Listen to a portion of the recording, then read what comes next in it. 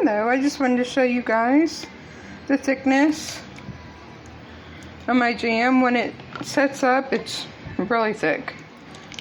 But I can't really can it right now. I have to take my daughter down to the bus.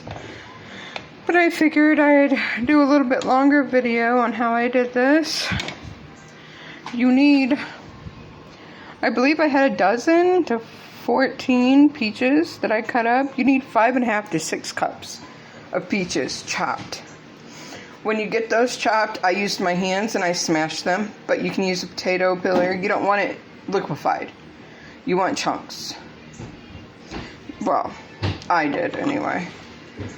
If you turn it liquefied, it's going to take a long time to cook down because this is no pectin.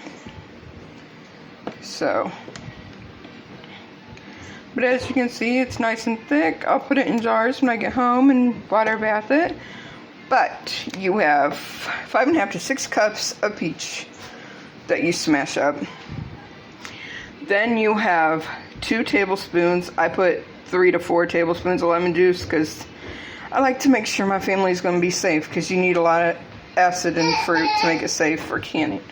I do plan to water bath can, like I said. And 4 to 5 cups of sugar. I used I used organic cane sugar. But you really need to make sure that you do this the correct way. If not, it could make people sick.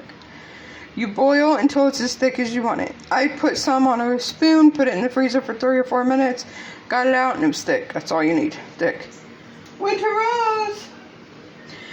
And then, when you're done, you need another pan. I used 1/2 pint jelly jars. It's 8 ounces, 8 ounce jars, and that's a lot of jam. And you fill them 1/4 of an inch of headspace. Put them in your water. I do 15 minutes. Boil. You want a rapid boil in your water canner for 15 minutes. Then you turn it off. You take them out. Put them on a towel on the counter. And you give them 24 hours. You remove the rings. You check and make sure the seals are good. The middle has no give in the lids. And you put them up for storage. Anything that has give in the lid, the circle disc, you put in the fridge and you eat right away. Have fun, and it's so delicious. Thanks for watching.